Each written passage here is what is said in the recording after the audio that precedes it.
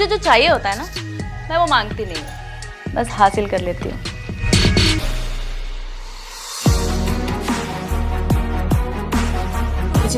छोड़ने के लिए थोड़ी पकड़ा है, तुम्हारे साथ पूरी जिंदगी बिताने के लिए पकड़ा है तुम्हें।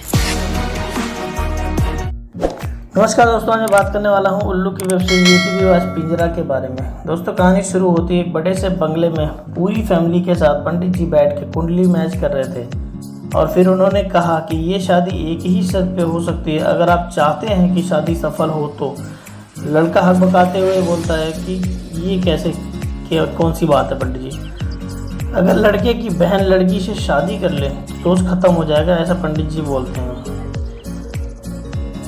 खैर शादी सफल होगी, ऐसी प्रथा है, ऐसा कुछ करके पंडित जी बोलते हैं। ये बात लड़के की बहन सुन लेती है और जब वो अपनी होने वाली भाभी राधिका की तस्वीर देखती है तो वो शादी के लिए हाँ बोल देती है।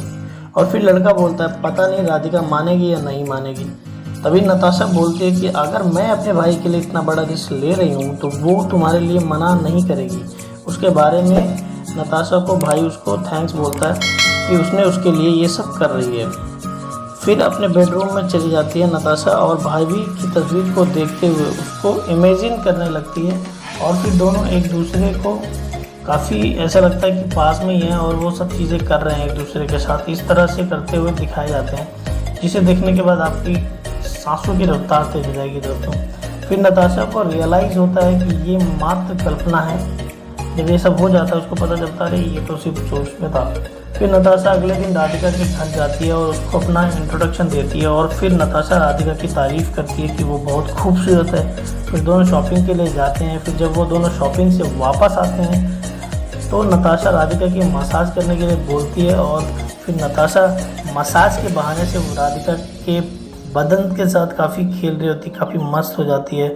मगर नताशा को अब तक कुछ पता नहीं चलता कि वो मतलब ऐसा कुछ उसके माइंड में चल रहा है।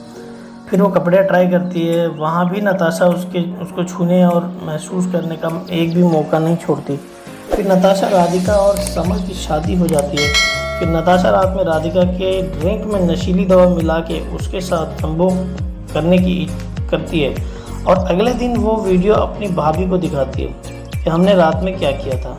और फिर उसके बाद उसके साथ लेस्बियन वो सब काम होता है और राधिका का पति भी राधिका के साथ वही करता है, लेकिन राधिका अपने पति को कुछ बता नहीं पाती और दोनों के बीच में पिस कर रह जाती है। तभी एक दिन नताशा राधिका को ब्लैकमेल करके जब उसके साथ ये सब कर रही थी तब वहाँ समर आ जाता है और ये सब देख लेता है। और फिर समर अपनी बहन को इन सब के लिए राधिका को कसूरवार बताती है, क्योंकि उसकी बहन बोलती है कि इसने करा, इसने मेरे को ब्लैकमेल किया, इसने मेरे को ऐसे करा। लेकिन समर को सब समझ में आ जाता है दोस्तों और फिर वो अपनी बहन को एक जोरदार थप्पड़ मारता है और अपनी बीवी के पास जाकर बैठ जाता है। दोस्तों, ये कहानी यही ख़त्म हो जाती है।